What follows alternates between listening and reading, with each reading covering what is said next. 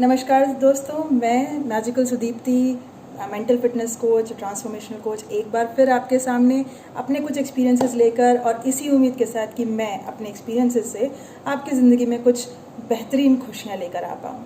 सो आज का मेरा टॉपिक है डोंट लिसन टू रूमर्स, यानी कि अफवाहों को ना सुने या अफवाहों को अनसुना कर दें। ऐसा कैसे हो सकता है? किसी ने हमारे खिलाफ अफवाह उड़ाई तो हम उसको अनसुना कैसे कर सकते हैं, है ना? अब आपके मन में ऐसा ही कुछ आया होगा। पर ये इस बात पे आने से पहले मैं आपको बताऊं कि मेरे हिसाब से रूमर्स जो होती हैं वो दो तरह की इन्फॉर्मेशन होती है जो फ्लोट होती है हमारे चारों तरफ। अब रूमर्स एक वो तरह की इन्फॉर्मेशन होती है, एक ऐसी स्टोरी होती है मिर्च मसाला लगी हुई जो सच हो भी सकती है और नहीं भी हो सकती। कई बार ये स्टोरी कुछ कंपनीज के बारे में होती है, कुछ नेटवर्क्स के बारे में होती है, कुछ लोगों के बारे में होती है, कभी देश के बारे में होती है, कभी वायरस के बारे में होती है, रिलीजन्स के बारे में होती है। बहुत सारी चीज़ें होती हैं जो हमको पता है कि ये अफवाहें हो भी सकती हैं और हो सकता है कि ये रियलिटी हो। जैसे कि मैं आपको एग्जांपल दूं तो शुरू में जब कोविड की खबर आई थी तो ज़्यादातर लोगों ने उसको अफवाह की तरह लिया था, उसको ध्यान से नहीं सुना था, उसको ध्यान नहीं दिया था, तो जिसकी वजह से खामियाजा भी भुगतना पड़ा। लेकिन काफ़ी सारे लोग थे जो कि प्रोएक्टिव एक्शन ले रहे थे और उन्होंने उस इंफॉर्मेशन को अफवाह भी नहीं माना, लेकिन फिर भी उसके ऊपर एक एक्शन लिया जिसकी वजह से वो आज भी सेफ हैं। सो अगर हम भी ऐसा कुछ काम कर लें तो हम भी आने वाली अफवाहों से परेशान होने की बजाय ये एनालाइज कर सकते हैं कि ये यहाँ पे जो साइंस चलनी है वो हम कैसे यूज़ करें कि अफवाहों से हमें नुकसान ना हो। सो आज के बाद से कोई भी तरह की इन्फॉर्मेशन जो आपके बारे में अगर आ जाए, लोगों के बारे में, सोसाइटी के बारे में, कंट्री के बारे में ऐसा कुछ आ जाए, तो पहली चीज़ तो ये है कि उसको यकीन ना करें और दूसरी चीज़ यह है कि उसको बिना जाने पहचाने फॉरवर्ड भी ना करें। तो जहाँ तक फॉरवर्ड करने की बात है, किसी को भेजने की बात है, तो साफ नो। सो प्लीज़ जब तक किसी इन्फॉर्मेशन जो आपके पास आई है, चाहे वो उड़ती उड़ती आई है, चाहे वो चल के आई है, चाहे वो व्हाट्सएप से आई है, तो आप उसको फॉरवर्ड ना करें।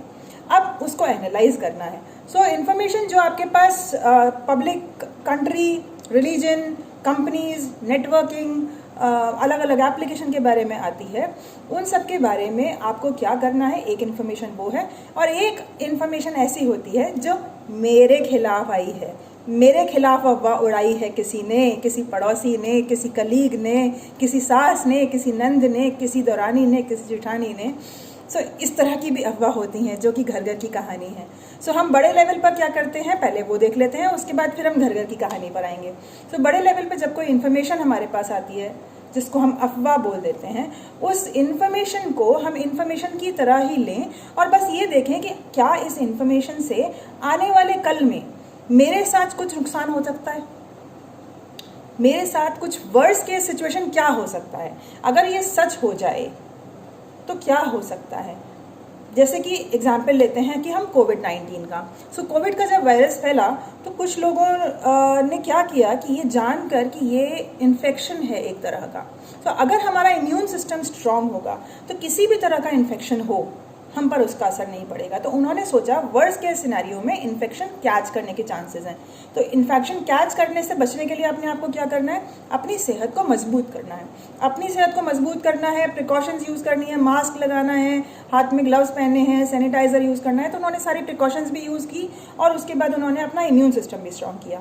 अब कभी भी आए, कुछ भी आए, वो सब लोग जिन्होंने इतनी समझदारी का काम किया है, सो वो सब सेफ हैं। वहाँ हमने अफवाह नहीं समझा था, इन्फॉर्मेशन आई है, उसको इन्फॉर्मेशन समझ के उसको स्मार्टली हमने डील किया, जैसे कि एक मैच्योर्ड इंसान को करना चाहिए।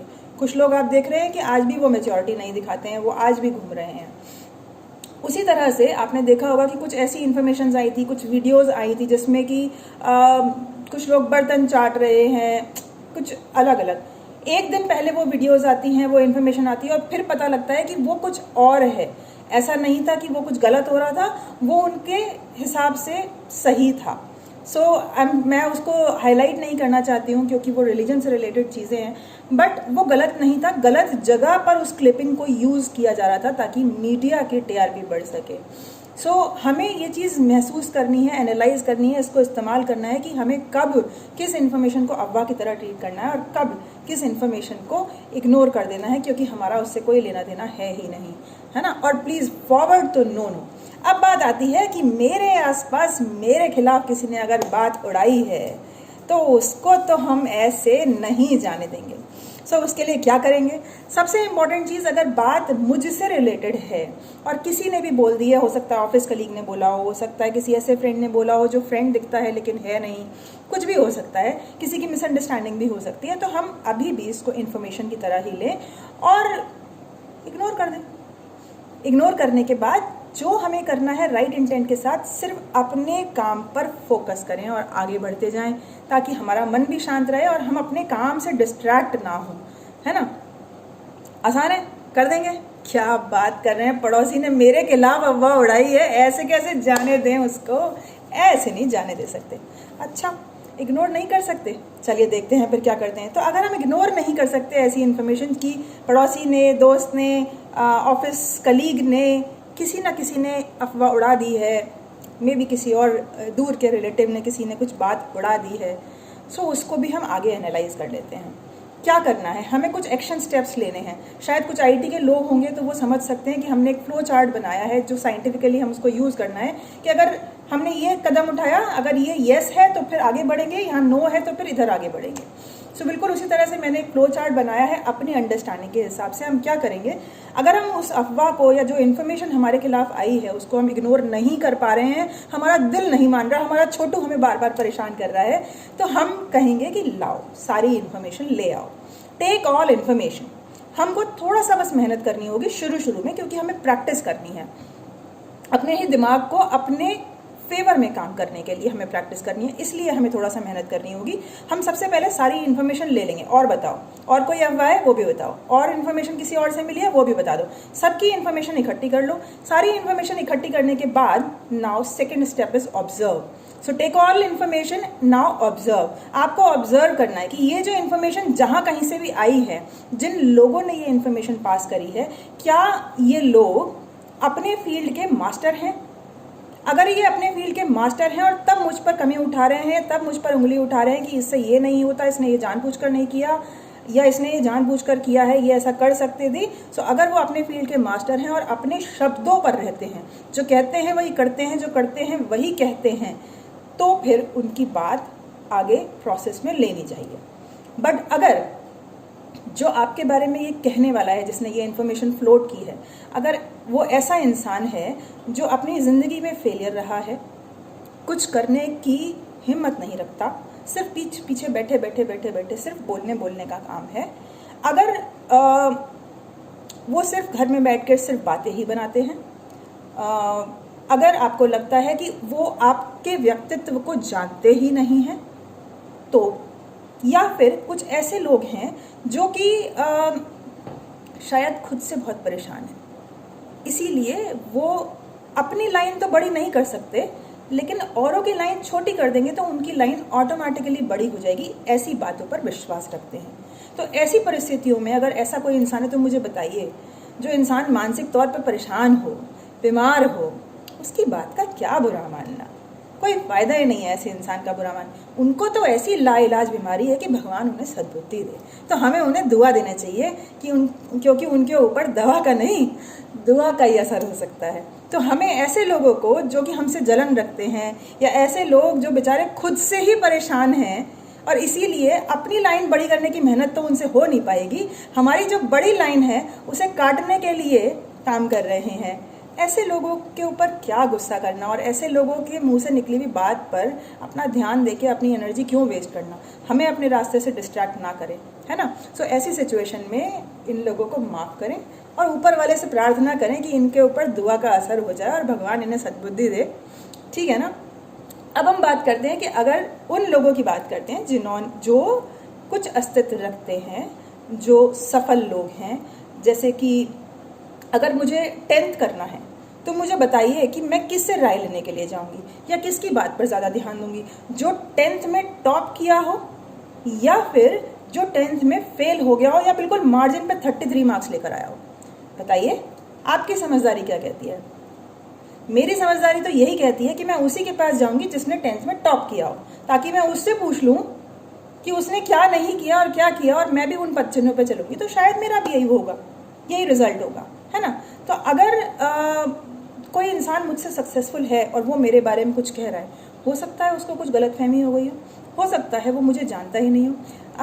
पिछले वाले एग्जाम्पल में जहाँ पर कुछ लोग बीमार हैं, परेशान हैं, आपको नहीं जानते हैं, या ये जो समझदार लोग हैं, इंटेलिजेंट हैं, और फिर भी उन्होंने आपके बारे में कुछ बात पास कर दी है, कुछ बात कह दी है जो कि आप वैसे नहीं हो, फिर भी उन्होंने ऐसी बात कह दी है। ऐसा इसलिए भी हो जाता है कई बार कि एक मिसअंडरस्टैंडिंग हो जाती है, शायद वो आपको, आपके स्वभाव को समझे नहीं है। मैं आपको एक अपना एग्जाम्पल बताती हूँ जो अक्सर मेरे साथ हुआ करता है। मैं जनरली जब फर्स्ट टाइम कहीं पर जाती हूँ तो पता नहीं क्यों बट मेरा इंप्रेशन बहुत स्ट्रिक्ट होता है, और मैं वाकई में अपने काम से रिलेटेड मैं बहुत हार्ड टास्क मास्टर हूँ कि अगर काम करना है तो फिर करना है, अगर आप कमिटमेंट कर दिया तो फिर कर दिया। वैसे भी रघुकुल रीत सदा चली आई, प्राण जाए पर वचन न जाए, तो शब्दों की तो कीमत है।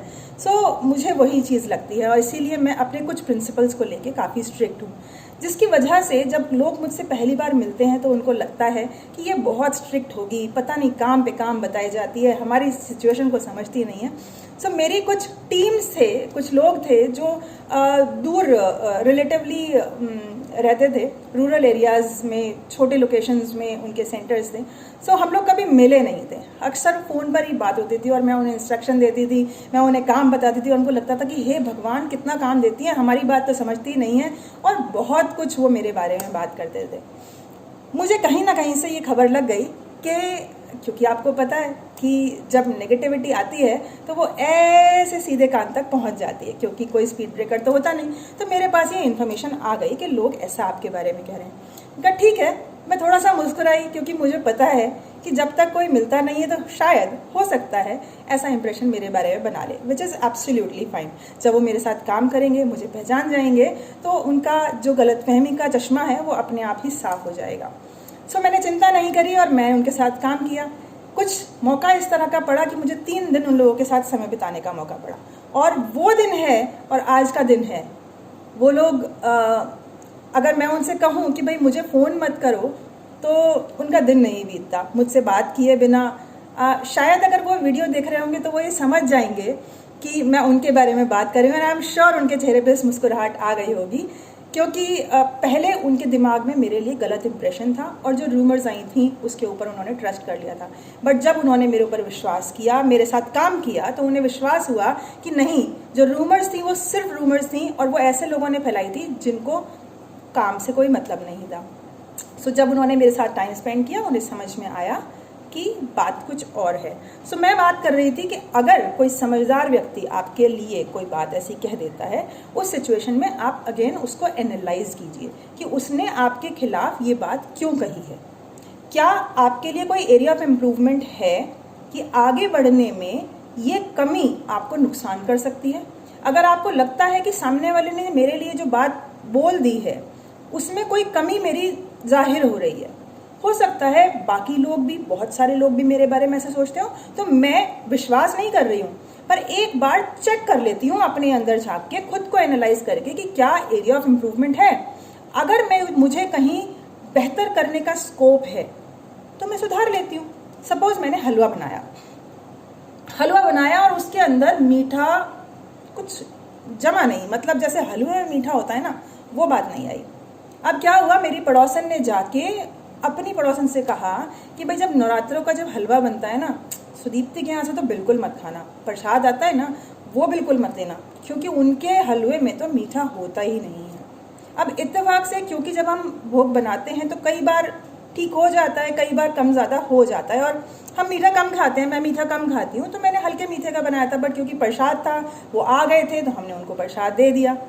अब जब जिनसे उन्होंने कहा था उनकी मेरे से बहुत अच्छी बोलचाल है, जब उन्होंने मुझसे बात कही तो वो हंसने लगी कि पता है आपके बारे में एक अफवाह उड़ती उड़ती आई है कि आपके हलवे में, आपका हलवा मत ना खाएं क्योंकि आपके हलवे में मीठा नहीं होता।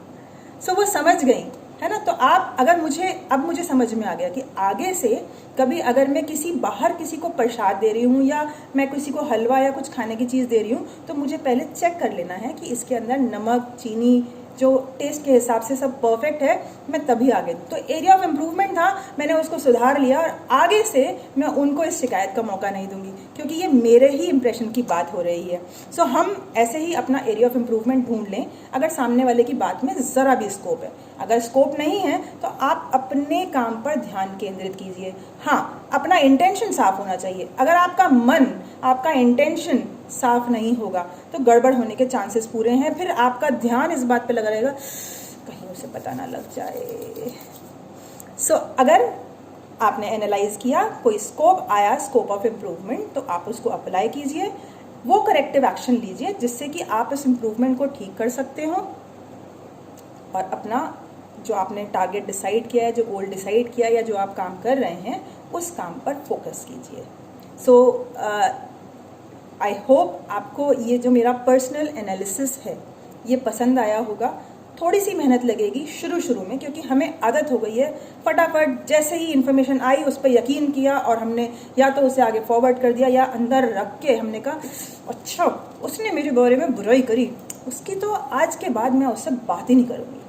सो ऐसा कोई भी डिसीजन लेने से पहले, ऐसा कोई भी जजमेंट लेने से पहले प्लीज़ 4 स्टेप प्रोसेस ज़रूर फॉलो कीजिएगा। टेक ऑल इन्फॉर्मेशन, सारी इन्फॉर्मेशन गैदर कीजिए जो भी आपको मिल रही है। इन्फॉर्मेशन गैदर करने के बाद उसको ऑब्जर्व कीजिए कि जो आपके बारे में बोल रहा है क्या वो इस लायक भी है कि वो आपके खिलाफ या आपके बारे में कुछ बोल सके। अगर वो थोड़ा सा डिस्टर्ब है तो भगवान उसे सद्बुद्धि दे और उसकी तबीयत ठीक कर दे, है ना। मुन्ना भाई MBBS में आपने देखा था ना कि संजय दत्त ने गुलाब भेजे थे सरदार जी को, बिल्कुल उसी तरह से मैं कहूँगी कि उस इंसान को ऊपर वाला सद्बुद्धि दे और वो राइट ट्रैक पर आ जाए। बट अगर आपको लगता है कि जो इन्फॉर्मेशन पास करने वाला है वो वाकई में क्वालिफाइड है, एलिजिबल है और आपके लिए कुछ बोल सकता है, आपको जानता है, आपके व्यवहारिकता, आपके काम करने के तरीके, आपके बिजनेस स्टाइल, हर चीज़ को जानता है, सो उसकी बात को एक बार झांक कर देख लीजिए कि क्या मेरे लिए कोई एरिया ऑफ इम्प्रूवमेंट है। अगर है देन टेक एक्शन, तब उस पर एक्शन लीजिए, नहीं तो इधर से सुनिए और इधर से जाने दीजिए। तो अगर आप रूमर्स को इसी तरह से डील करेंगे, शुरू में थोड़ी सी मेहनत लगेगी, लेकिन अगर आपने 21 दिन तक इन छोटी छोटी बातों पर मेहनत कर ली तो मैं आपको दावे से कह सकती हूँ कि आपके जो रिलेशनशिप हैं पड़ोसियों के साथ, घर में परिवार के साथ या ऑफिस में कलीग्स के साथ, वो काफ़ी बेहतर हो जाएंगे। सो आप ट्राई करके देखिएगा। अगर आप इसे ट्राई करेंगे तो आई एम श्योर आपके मन में एक बहुत बेहतरीन शांति और सुकून का आपको अनुभव होगा और आपके आसपास वाले लोगों को भी थोड़ा सा अचरज तो होगा कि क्या बात है, इनके ऊपर अफवाहों का असर नहीं हो रहा, लगता है चिकना घड़ा बन गए हैं। तो सोचने दीजिए, दिल बहलाने के लिए ये ख्याल भी अच्छा है गालिब। इसी उम्मीद के साथ कि मैं आपके लिए इसी तरह से पॉजिटिविटी लाती रहूँगी, आप तक पहुँचाती रहूँगी।